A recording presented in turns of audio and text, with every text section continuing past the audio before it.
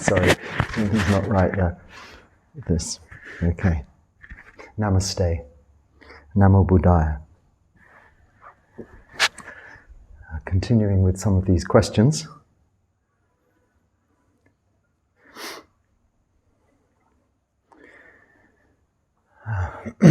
May I know how many hours do you meditate on a daily basis? Yes, you may. 6 to 9, I suppose. I usually manage to meditate, well, not manage, I am able, I have the time to enjoy meditation for about a few hours, a 2 to 3 hour session in the morning, 2 to 3 hour session in the afternoon, and a 2 to 3 hour session in the evening. 369 or 246. That's my usual pattern. Fits in nicely around the rest of my day. I divide my day into 3 a.m. waking, 6 a.m. puja in here, and then arms round, and then long space, 3 p.m. and 6 p.m. puja again. That is really my routine. Quite simple, really. But it's not about quantity of hours, it's quality rather than quantity. So it's okay, someone could say they're meditating for 6 to 9 hours a day, 12 hours a day. But if they're just sitting there dreaming or fantasizing or entertaining themselves somehow or other with their imagination, this is not really meditation. Meditation is about maintaining awareness, focus on your meditation object. Now, I have to deal with the same 5 hindrances as anyone else of sensual desire, aversion, tiredness, restlessness and worry, and doubt. The latter two, not so much. Restlessness and worry comes from worrying about the future or the past, and being restless about the future or the past. I have developed the ability to leave those behind me when I sit for meditation. Once you get the knack of that, it becomes more easy to do. Doubt, well, I don't really have any doubt in terms of my practice and the Buddha's teachings, and this is safe to say also for everybody. The more you practice, the more you establish yourself in your practice of sila, samadhi, panya, the less doubts you will have. Why? Because you will receive and see the fruition, the results of that practice each and every day. And as those results come to fruition, as you experience the benefit of your practice, then you'll see there is nothing to doubt about what you are doing. After all you're doing is exposing yourself to the truth. And there is no doubting the truth. Once you know the truth, it cannot be unknown. So the short answer is 6 to 9 hours. Then I would qualify that by saying if you can manage even 20 minutes in the morning or half an hour of single pointed awareness and focus on your meditation object of the breath, for example, that is far better than 6 hours sitting there dreaming, fantasizing, imagining. So rest assured, lay people have just as good and equal opportunity to attaining to enlightenment as monks. If they are really disciplined in their practice, they do compartmentalize their life to the extent of really leaving everything they're doing in terms of their duties of the day, their daily activities, outside of their meditation, so that they can concentrate just on simply watching the mind during their meditation time. Now, that doesn't mean you leave your meditation behind during your daily activities. No, you take that awareness with you as mindfulness, sati sampajana, which is constant awareness, mindfulness with good intention of all and throughout your daily activities. Next question. Sir, do you follow Mahasi tradition? No. Mahasi Sayadaw is a Myanmar or Burmese monk tradition of meditation. which I don't follow. It's slightly different. It's the one you may have heard of, where it's labeling, it's noting. That's not to say I didn't and haven't and still occasionally use that practice as part of my practice of noting, labeling. So, for instance, if anger arises, I might say, this is just anger arising. It will arise, stay a while, and pass away. This is that Mahasi Sayadaw form of noting. But they emphasize in this practice of just that. This is mindfulness. This is the practice. Watching the tummy rising, tummy falling as you breathe. And it really goes no further than that. Continuous mindfulness, labeling, noting to bring awareness, which is a good exercise and suits some. But for me, I prefer a more a less regimented approach, a blank canvas of being more receptive to open awareness. It's a different practice, and the answer is no, I don't. Although I do follow some practitioners in that whom have a lot of good things to say in general about Buddhism and in general about the practice. Like we all have different meditation objects, that in a way is just like a different form of meditation object. So rather than just the breath, it's taking everything and labeling it and noting it. Okay. Are women allowed to give dana straight into your bowl during alms round? Oh yes, this was because of my little example of how we have to receive something from ladies without hand-to-hand contact or even item into the hand. That isn't allowed, but we have to receive all things to the hand. We mustn't have something put down and then pick it up if it's something we're going to keep that's not already ours. If it's food, for instance, it has to be put on that cloth and brought towards us. But into the bowl is good. Anyone can put anything into our bowl as a way of offering. Or alternatively, sometimes if, for instance, we have rice and curries in our bowl on alms round, which is often the case, slopping around a bit, and they're offering you a carton of milk or something like that, a drink, then we would offer the lid and they'd put it on the lid. So yes, that's fine, that's no problem. The cloth thing is really just there or used in absence of our pindapart, our bowl, alms bowl. Okay, how do you deal with aging, the aches and pains, as I'm only 2 years younger than you, and getting up in the morning itself is a feat without pain? Oh, well, I'm sorry to hear that. Maybe I'm just fortunate because I'm not suffering in that way at all yet, but it will come. Aging, sickness and death is inevitable. We're born into aging, sickness and death. We are brothers and sisters in the Dharma of aging, sickness and death.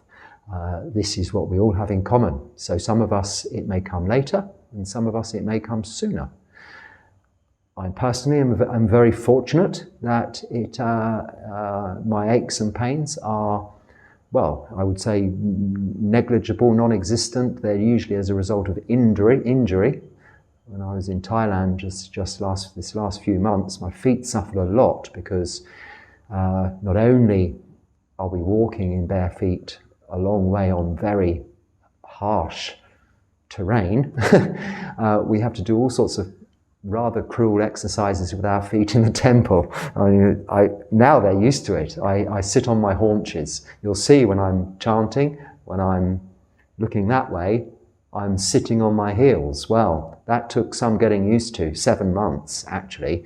I absolutely was in agony for more than 3 or 4 minutes in that posture, but now I can sit or be in that posture for half an hour, 3/4 of an hour without thinking about it.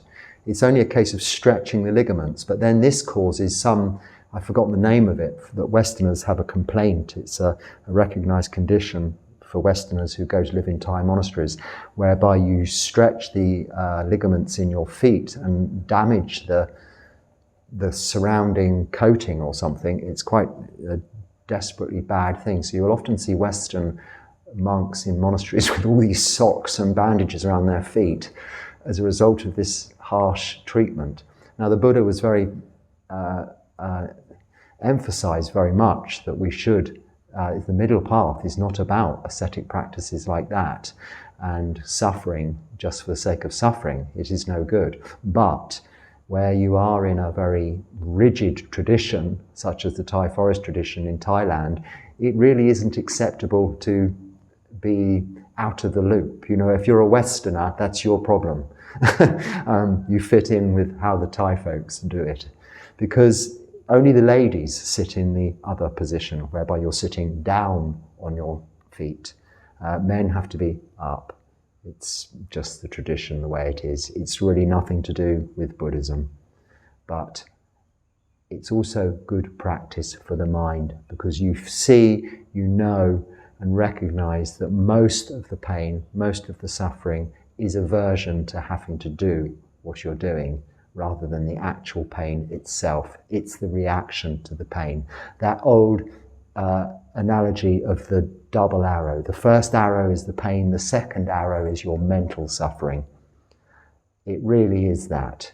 Once you get rid of over that aversion, the first arrow doesn't really hurt so much at all. But of course, be very careful. You mustn't cause yourself undue damage and suffering that way.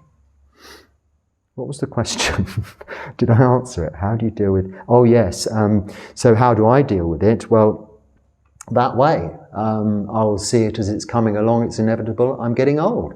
So, you know, I had some trouble with my eyes. You know, that's... Well, again, it was injury as a bit my fault, but some of it was well, that wasn't really age. But now it's age. Reading close-up's difficult. And I have some other aspects of my vision which are a bit unusual.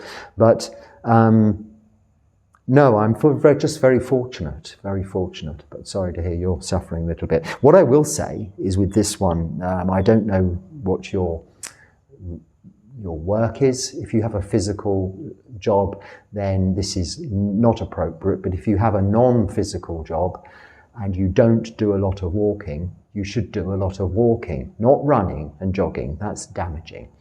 Walking is very safe and very good for you. This is why we practice walking meditation. Now, I'm doing more of that here now. I didn't in Thailand because I was walking 9 kilometers every day anyway, with our 3 kilometers, 4 kilometers on arms round, and then the rest of it up and down the mountain all day long with my various duties. That was good, progressive, slow exercise. It keeps all the joints and ligaments and everything lubricated, flexible, and it keeps you fit respiratory and cardiac wise. It's also good for the mind. It's oxygenating the system, and it's also keeping you alert. So walking is very good. So if you're sitting, you have a sedentary job, a lot of your aches and pains are a result of not walking. If it's the other way around, you have a physical job, then maybe you're overdoing it. Take it easy, relax, settle, have a nice hot bath before you go to bed. You know, do the usual things. Get the box of Radox out if they still have such a thing. You know, salts, Epsom salts. Soak your body. Be kind to yourself. Buddhism is not about being harsh and cruel. I know it appears that we live this life of austerity, and to some extent to a normal existence in the Western world, this life of a monk does seem like a life of austerity. But to some countries in this part of the world, in Asia, some places, then really no. I mean, we're on the more luxurious side of it. I walk past some little houses here, and really my kuti is quite, you know, a posh pad by comparison. But the point being, it's what we get used to. So just be kind to yourself, firstly. You know, metta isn't just for everyone else, it's for ourselves. We cannot expect to be kind with loving kindness to others if we cannot even do it for ourselves. It's like, how would you teach someone to meditate if you didn't meditate yourself? You can't do it. So how can you be kind to other people if you're not kind to yourself? You can't do it. So look after yourself, and hopefully things will improve for you. In Thailand gets dead sentence for smuggling drugs. Oh, in Thailand they get the death sentence for smuggling drugs. They are doing many regular executions. I do not understand contradiction between main religion, Buddhist, and active death sentence.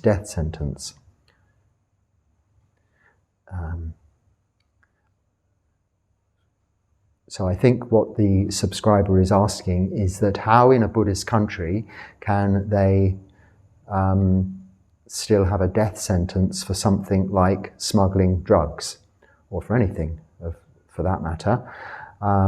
This is the subscriber's question, not mine. I would say that we should just wish those with little understanding the opportunity to improve. Notwithstanding killing is against the first precept under any circumstances, it isn't our place to be judgmental about constitutional affairs, laws. I'm not saying be passive, take a back seat, but certainly in my position as a Buddhist monk, politics is a no-go area. I abide by the laws, rules and regulations, whatever they may be, as long as they are within the 5, 8, 10 or 227 precepts of Buddhism in whatever country I'm in. So if I go to a country and it's illegal, for instance, to say you would be breaking the law if you were to wear a hat, I would not wear a hat, because I'm not breaking a precept by not wearing a hat. This is just a silly example, but I would abide by that law, because that's, whilst in Rome, do as the Romans. You see, you're a guest in their country, however long you've been there. I've been in this country now for, I'm into my 4th year here, and I was here previously. I'm still a guest in this country. I have to have a visa which has to be renewed. I'm a guest. In Thailand also, I have a permanent monk's visa there, but I'm a guest. I treat it I don't expect to be treated as a guest but I expect of myself to behave appropriately in accordance with their rules and regulations. I've gone a bit off the track there. You will often find that in politics, in legislation, in any country, there may be some conflict between that and that country's religion.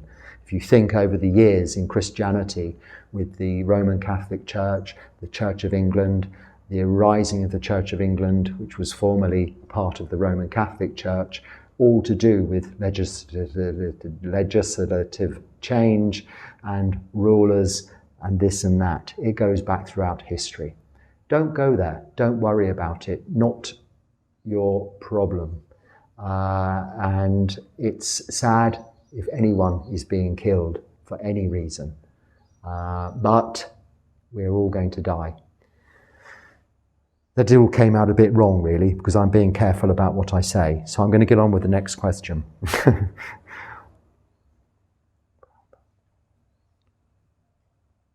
Yeah, I've no idea what that one means, so I'll skip that one and come back to it when I can work it out.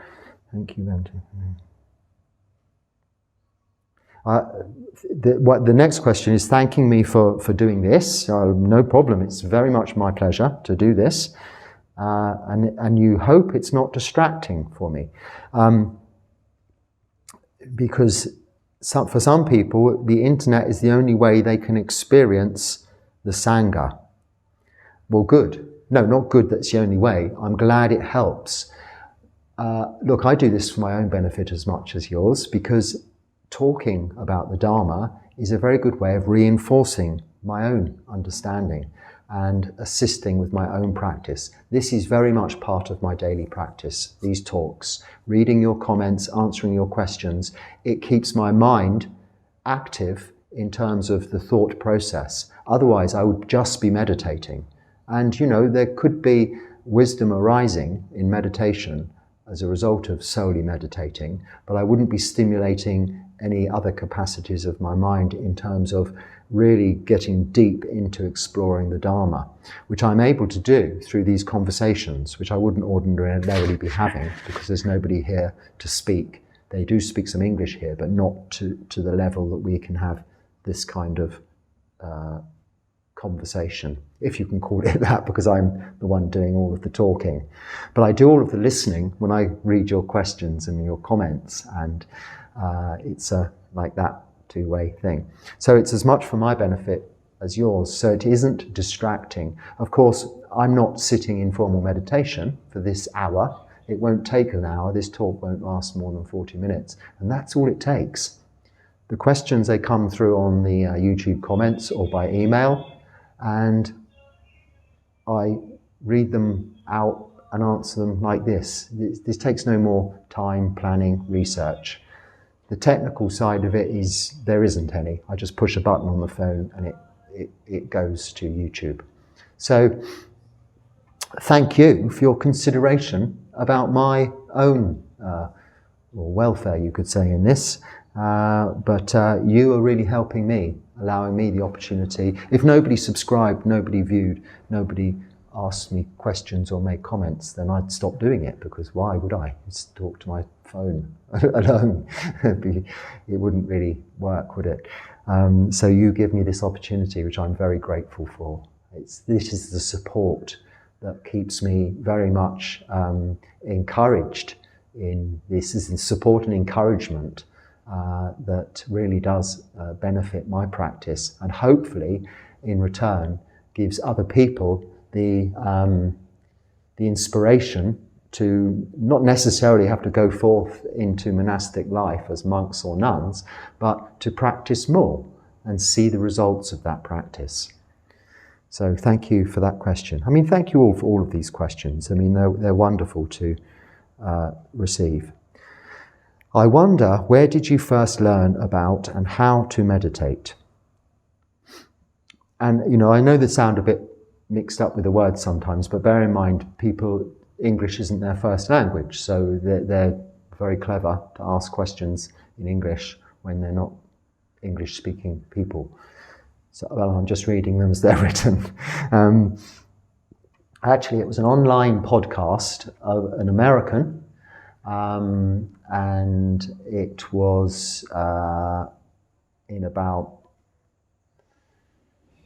I don't know, 2000 something, and it transpired later on, I found out much later on, that this individual, whom is a neuropsychologist or something like that, and a lecturer in neuroscience and all of this kind of thing, he in fact was a Buddhist monk. He was living at a Thai Forest Buddhist Monastery in Thailand, one of the ones where I've been and stayed, and he was there for some years as a monk, and this is where he learned to meditate.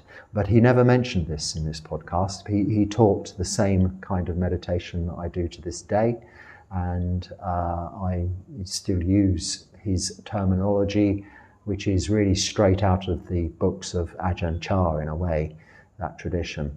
And but I didn't know that at the time because I was new to meditation. But he got me on the road to meditation, so that's how. But then it came about through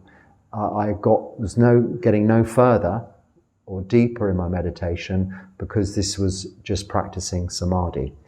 We know you need to be practicing sila, samadhi, panya, the three parts of the Noble Eightfold Path. Well, at this point in my practice, in the first instance, I started with meditation. I knew nothing about sila. I knew nothing about the Four Noble Truths or the Noble Eightfold Path. I didn't know what Buddhism was even. I started practicing meditation before I knew really what Buddhism was. There was something missing, and it was my oldest son, in fact, who's an anthropologist. He told me, or was an anthropologist in university, and then he went into publishing, but he told me, you should look into Buddhism, Dad, if you like meditation. So that's what I did. Thanks to him, I did, and here I am. In Buddhism filled in all the gaps. So that's how I started, and this is where we're at now. Good. And the next question. I would be a terrible monk. I am a person who loves hugs. Well, yes, you you don't get any hugs in this job, that's for sure. You have to make do with the forest animals and the wild creatures. And, we practice metta, loving kindness, which is very much hugs of the mind. So we might not be having this physical contact, but we're getting lots of hugs or giving lots of hugs mentally in that respect. And it more than makes up for it. I don't know what more to say. I don't think it would make you a terrible monk. You soon get used to it. Yes. What to say about that? I'd say it's not the thing I miss the most, physical contact. This isn't a question. I'll ask the question myself. Hey, monk, what do you miss the most about lay life? Does that sound like a genuine question? It is a genuine question. It's from myself to myself. I was thinking about this the other day. That's why I'm bringing it up. Music. Until I accidentally listen to some music, and then it repeats in my head, and then I'm soon fed up of that little tune. But I loved music, and I suppose I still do. But music is like any thing in terms of sensual desire. You can never satisfy it, because you could have all of the tracks of music in the world, you still want another one, because you get fed up with the music. Now, of course, yes, you can go back when you have, say, a big collection, back to things you haven't listened to for a long time. But there's never one perfect tune, is there? There's never a tune, a song, a lyric, a piece of music, an artist that can satisfy that desire on its own. There's never the perfect track, let's say, that you could. There used to be a program called Desert Island Discs, and people had to decide what records they take with them to a desert island. Now you imagine if you only took 6 records to a desert island, how bored you would get of those 6 pieces of music after a very short period of time. And this is the nature of all things that you are using to satisfy sensual desire, that they are ultimately unsatisfactory. So I just remind myself of that when it comes to music, and then I realize, no, it's not so good. But occasionally you go into a town or a city and you'll hear a piece of music that you've heard before, because as monks we're not allowed entertainment, so I can't just pop on some music and listen to it in my kuti and start dancing around and singing. That would really not be right. And even if you did, and nobody's going to tell you off, there's nothing morally wrong with it. I think this question about entertainment came up the other day. Whether it was one of the questions that I answered and didn't get recorded, but there's nothing morally wrong with entertainment, other than it is trying to satisfy insatiable desires, and therefore that increases desires. And this practice is all about reducing and eradicating desire, starting with greed, which is sensual desire, and then eradicating aversion, hatred, and then eradicating delusion, which is confusion or ignorance, by developing wholesome mind states and eradicating unwholesome mind states, so establishing wisdom in the mind. This is the purpose of this practice. If you start diluting it by trying to gratify yourself with sensual desire of any form, whether it be music or visually watching, say, movies, or even just travelling around to look at nice views, if they incidentally occur, that's fine. But going looking for this is asking for trouble, because you're going off this path as far as a Buddhist monk is concerned, or a nun. In terms of lay life, there's really nothing wrong with it. But you will find that with less entertainment, with less music, your meditation will improve. There's no doubt about it. Music, entertainment doesn't help with the developing of samadhi, because it's there. It hangs around for a long time. It took many years for the music to go, the tunes to go. Now one will arise and it will really stick. It really will carve a groove for a moment or two. But I can soon recognize that occurring, and it'll go. The little tune will become almost unpleasant in a way, and the attachment isn't there anymore. But that would be something I miss more than hugs. Hugs, well, you know, we're able to hug a lot more people with our minds than we are with our bodies. And let's face it, when our bodies are old, decrepit, painful, smelly, horrible, who's going to want to hug you? And if people are like that, you're not going to want to hug them. So it's a very superficial way of seeking gratification sensually. It's far better to have metta, karuna, mudita, loving kindness, compassion, and joy for others in the Brahma Viharas, the 4 Brahma Viharas, the 4th being upekkha, equanimity. This is the hug you give yourself in your heart and you share with everybody, all beings. Sabbe sata sukhi hotu, may all beings be happy and well. And this is metta, karuna, mudita, upekkha. So much more gratifying than a physical hug. And also I've got my little dog who wants to hug me all of the time, remember. I'm joking, but he does, you know. Okay, so I think apart from one I don't understand at all, that's all of those questions caught up with now.